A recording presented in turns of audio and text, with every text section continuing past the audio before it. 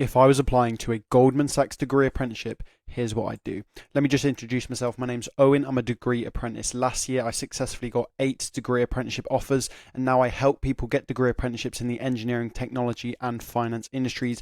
These are some of the people I've helped this year get into degree apprenticeships from companies like HSBC, KPMG, Deutsche Bank, and Bank of England, just to name a few. So, in this video, I'm basically going to talk about if I was applying to a Goldman Sachs degree apprenticeship, here's exactly what I do, using the knowledge that I've learned over the past couple of years, helping people and also getting myself into 8 degree apprenticeship schemes. So I'm not going to be competition because I'm not actually applying, so don't worry about that. But I'm just going to walk you through the exact process that I would do if I was applying to Goldman Sachs and I wanted to give myself the best possible chance in the application process of getting into one of these degree apprenticeships, which are extremely competitive, being one of the most prestigious degree apprenticeships in the finance industry. So let's just do a bit of background to the Goldman Sachs degree apprenticeship. So Goldman Sachs have 3 London-based degree apprenticeships. The first one is an engineering degree apprenticeship, and this is where you're going to be studying for digital and technology solutions at Queen Mary University of London. Queen Mary University of London is a Russell Group university, by the way. The next one is FICC and Equities, where you're going to be studying applied finance, also at Queen Mary University of London. And the final one is an operations degree apprenticeship, where you're going to be studying finance and investment at the London Institute of Banking and Finance.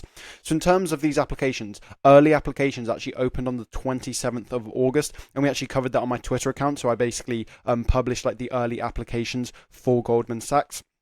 So if you are interested in getting early applications and insider tips and all that sort of thing, I would recommend going and following my Twitter.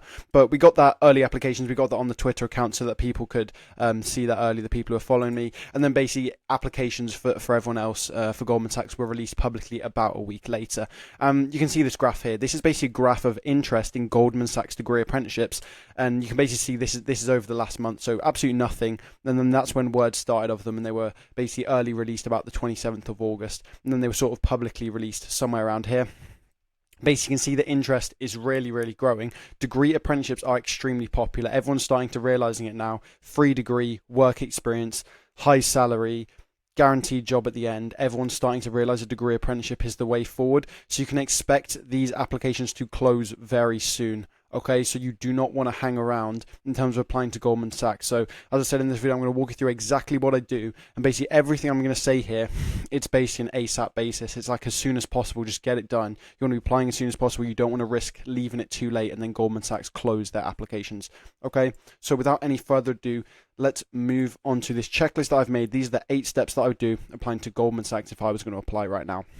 The first thing I would do would be to get work experience. Work experience is super important for degree apprenticeship applications because it's going to give you lots of insider knowledge. It's also going to show you like skills like communication and teamwork. And finally, it shows the recruiter that you're actually taking the initiative, you care about your own development, you're being proactive because you're like going out of your way to go and do work experience. So it's really important that you have work experience in sort of a related field. So if you don't have a work experience placement, 100% would recommend it. So me personally, I don't have a work experience placement. So what I'd be doing is I'd be doing one of these. So if I was going for the engineering degree apprenticeship, I'd look at this Barclays developer work experience, which is available right now.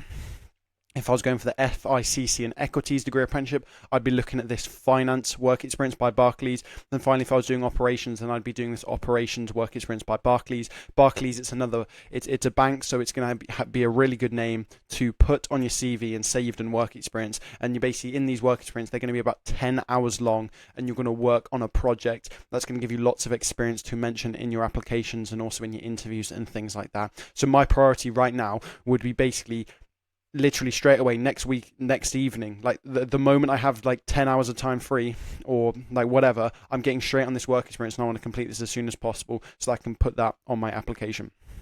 The next thing I would do is make sure I've got a massive open online course, okay? Because a MOOC is very similar to a work experience.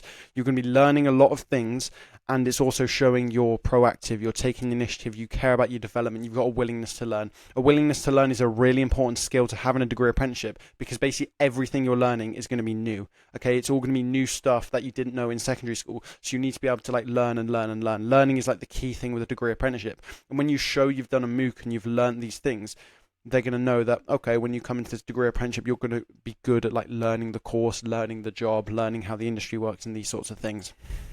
So I would definitely complete a relevant less than 8 hour MOOC. So there are some MOOCs that people do for degree apprenticeship applications, which are like 50 hours and that sort of thing.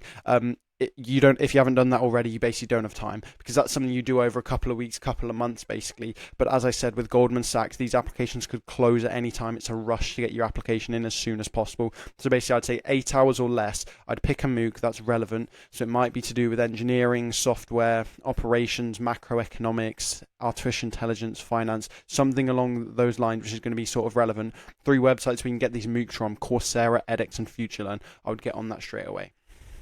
The next thing I'd be doing when applying to a degree apprenticeship, before I actually do the application, is making sure you research it. Because a lot of people, they want to apply to like 30 degree apprenticeships, 40, 50 degree apprenticeships, whatever, and they just copy and paste some random CVs and cover letters and just send it off.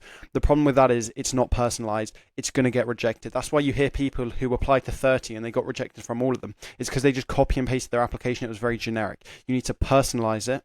And to personalize it, you need to know how to personalize it. And the way you know how to personalize it is through researching it. Okay, and this is where you research the company, you research the job descriptions, what's the company been doing, what are their values, all these sorts of things. So this is the research I would do if I was looking to apply for Goldman Sachs.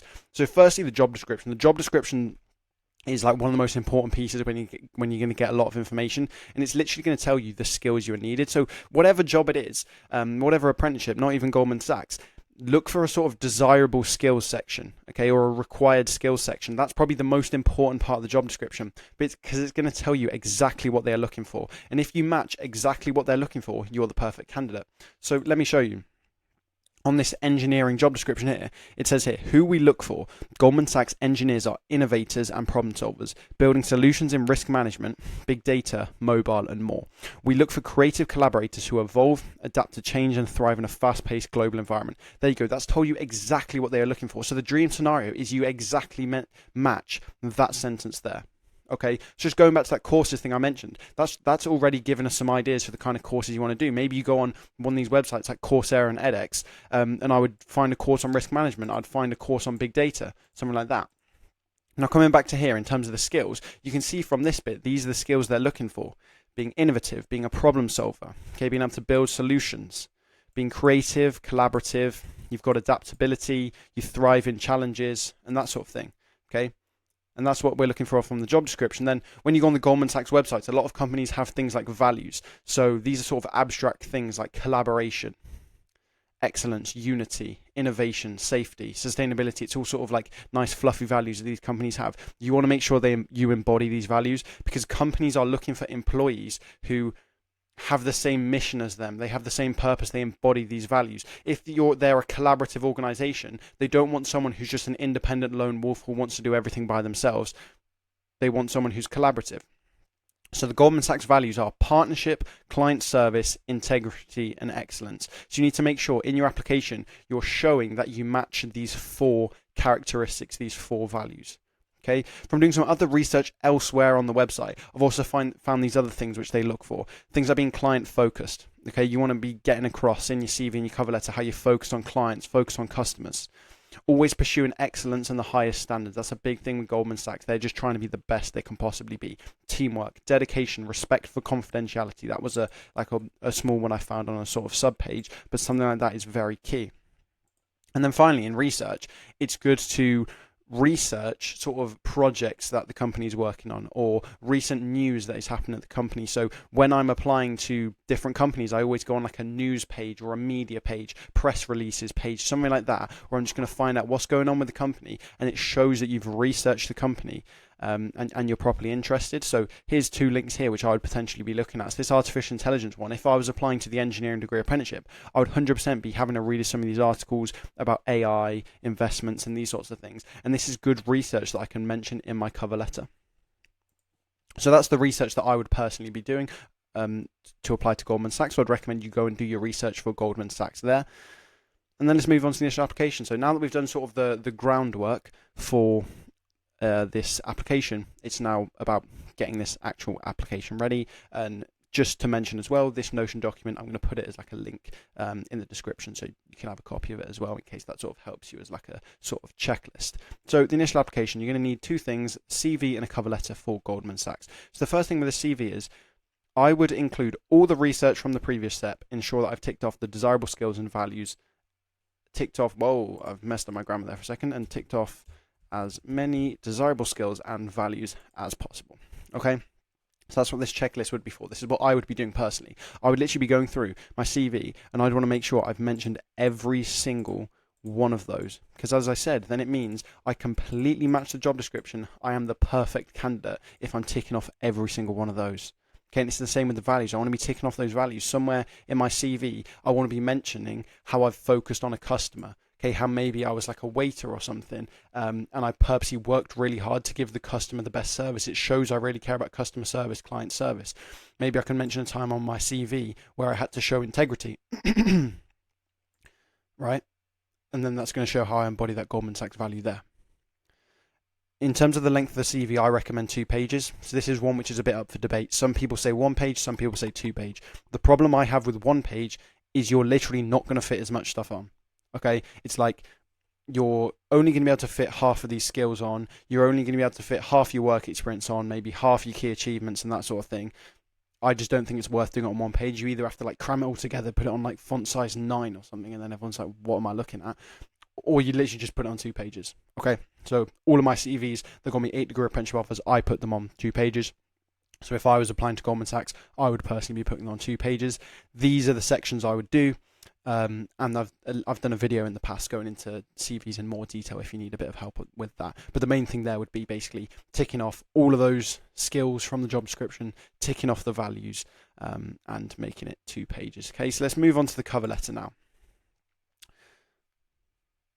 With this, again, I'm going to use the research that I've used. Okay, and this is where it's key with these articles and these values and this sorts of things. So with a cover letter, the structure, this is the structure I recommend, goes like you have an interest paragraph, then an introduction about yourself, then a paragraph on company research to show that you're actually putting in the effort in and you're a serious candidate and you've researched them and that sort of thing. Then talk about your main work experience. Then you'll have a bit of extra room to sort of highlight a few extra skills, and then finally a summary at the end. Okay. So this is where this research from before is going to come super useful, because in my research paragraph, I like to talk about like a recent article that I've read. So for example, I could say something like, oh, I recently read how you did a prediction where cloud revenues are poised to reach $2 trillion by 2030 amid AI rollout. I mean, I probably wouldn't like copy the text word for word like that, but you know what I mean? I'd say, oh, I saw that you did this article on da-da-da-da. This really interested me because I actually completed a course on artificial intelligence the other day, and artificial intelligence is something that really interests me and it's something I want to take with me into my career. For example, something like that.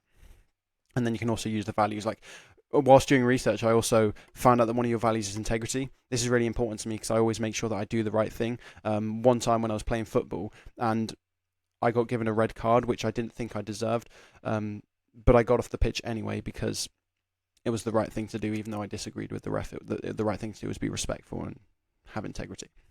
That's quite a long thing that I've just sort of come up with on the top of my head, and maybe that's more tailored to like an interview answer, but that's the sort of thing I'm trying to say. That's how you do the research, and maybe link to an article you've done, and link to like one of the values and say, oh, I researched this and I found out these are one of your values. That's what I'd recommend with the cover letter. Again, if you need more information on the structure of a cover letter, I've done a full guide on it which sort of goes through everything you need to know. Okay, so the next thing is about LinkedIn. So LinkedIn's a very big thing. I think a lot of people talk about LinkedIn online, but you need to make sure you do LinkedIn right.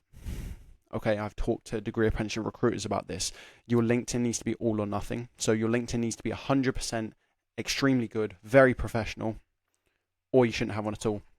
If you have a mediocre LinkedIn that's kind of not filled in, you haven't done the about section, you don't have a profile photo, all this sort of thing, then it's actually making you look like a worse candidate because it's showing that you're not putting effort into this, you're not very organized, you don't really care that much. It's not good. So you need to basically go all or nothing on LinkedIn. This is the checklist I would personally be using to sort of decide, should I put my LinkedIn there or not?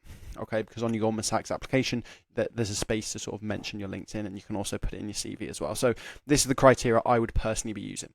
If I don't meet every single one of these criteria, I would not use my LinkedIn in my application. Okay, profile photo needs to be a profile photo. You want it to just be a nice, like, professional sort of one of your head, of your like head and shoulders.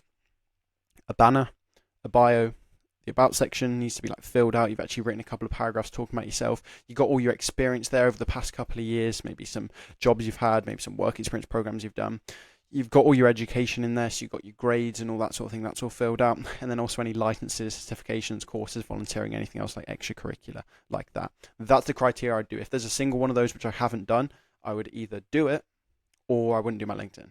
Okay, I wouldn't link my LinkedIn because, as I said, if if you sort of go halfway, you got like a 75, even if you got like a 3/4 good LinkedIn, it's like that 25% which is bad literally puts the recruiters off you completely. Like real degree apprentice recruiters have told me this, so you want it to be perfect. So that's the criteria I'd personally use. Make sure I've ticked off every single one. Now, to go the top 1% on my LinkedIn, I would personally ensure that I've done these 2 things. 3+ posts in the last month to show that you're actually active, you're taking an interest. It's not just like you made a LinkedIn once like 6 months ago and like you haven't done anything with it. Like you're actually pretty active to show you are interested in this sort of industry. And also another one is if you can get a recommendation from your manager, supervisor, or teacher. So there's a way on LinkedIn where you can get a recommendation from someone. It's sort of like a reference where they can just write a little comment which says, oh, I've worked with Owen in the past and he's a very good team worker. He integrated well within my team. When I put in a project, he managed to lead some colleagues and it actually came up with a really positive outcome. We're very happy with his work. Something like that, basically a recruiter is going to look at that and be like, wow, someone else is vouching for him. So if you can get it from like a manager, maybe on some work experience you've done, maybe like a supervisor at like a part-time job you've done, or if none of those are possible, even your teacher, even if you can get your teacher just to say, oh, he's done good on assignments, he like speaks up during class, he's good in discussions, and he's had good exam results. Even something as simple as that is better than nothing because it shows that someone's vouching for you. If you want more information on like exactly how to post, because you might not know what to post, I've done this video here. We can sort of watch this 5-minute clip here. As I said, Notion document will be in the description, so you can go down and click it. Click this link here. I'll give you a framework, basically easy framework for how you can post, and then you can sort of get those 3+ posts in the last month, and you can show that you're active on your LinkedIn. Okay. So once I've done all that, CV, cover letter, and LinkedIn sorted out, the next thing would be to apply as soon as possible. Okay, so I'm just bringing up this image which I showed you earlier, if it wants to come up, there we go, it's come up. As I said, loads of people want to do degree apprenticeships now, super popular. This is one of the top companies in the finance industries. I'm expecting these to close very, very soon. Okay, so you want to apply as soon as possible. The links to apply are here in the Notion document. So as I said, all of the steps up to this point, I would go through as fast as possible. Like if I was applying right now today, like I knew I wanted to apply right now today, I'd literally spend the next 24 hours doing this work experience, 24 hours after that doing a MOOC, 24 hours after that getting my CV cover letter done, and then literally within 3 days I would have pressed apply, okay, to make sure I don't get left out.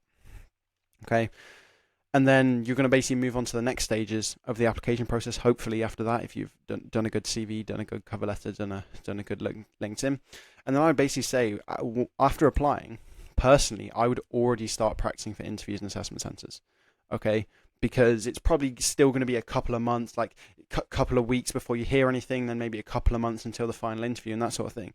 But you don't want to leave it until the last minute. So say you're not very good at interviews, you've never done an interview before, you don't want to sort of have your first interview being like Goldman Sachs and you don't even know what's going on because you've never done like a practice interview before or anything like that, especially because Goldman Sachs is basically the first degree apprenticeship for September 2025, which is starting.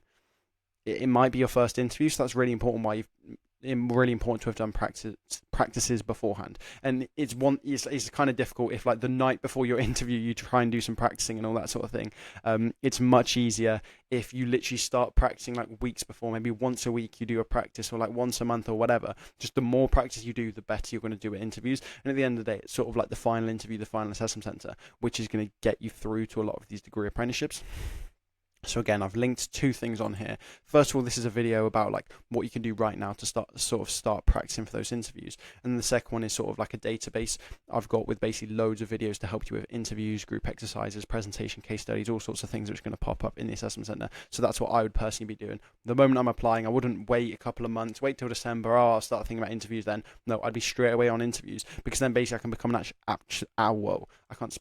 I'd become an absolute killer at interviews because these are super competitive degree apprenticeships. I don't have any figures for like applications to admissions. I don't know how many people get into Goldman Sachs. I don't have those figures, but I know for JP Morgan, for example, which is a similar sort of degree apprenticeship, they're looking at like top 0.7% of applicants get a job. Okay, so you basically have to be, I think the figure was, you have to be the best out of 140 people. So there's basically 140, something like that, people applying to every single role at JP Morgan. And that's why you need to be a killer on these interviews and that sort of thing. You need to be really good at these assessment centers because there's just so many people, they're so popular. So I imagine it's going to be the same sort of thing with Goldman Sachs as a finance one, very popular. You need to be really good at these interviews and assessment centers. Okay, so there's the checklist. Notion document is in the description. So Just two quick plugs just to end this off. First of all, if you want help with your CV and cover letter, I do a CV cover letter analysis service where I basically give you feedback and sort of actionable steps on how you can improve. Abdis sent me over his CV and he actually ended up getting an interview. He successfully submitted that CV, which I helped him improve, and he ended up getting an interview, which is great to see. And also the second thing, if you want some more personalized, in-depth discussions with me, you want to go on a one-on-one coaching calls, we can talk things like strategy, we can talk your CV, talk your cover letter, talk your LinkedIn, and also do mock interviews, then you can book a one-on-one coaching call with me. Okay, so both of those links will be in the description for you to go and book at your convenience if you are interested. Thanks for watching. I hope this has helped with your Goldman Sachs applications. This is just what I would personally do if I was in this situation and I was applying for Goldman Sachs degree apprenticeships this year. Hope it's helped. Thanks for watching, and I'll see you in a bit. Peace out. Take care.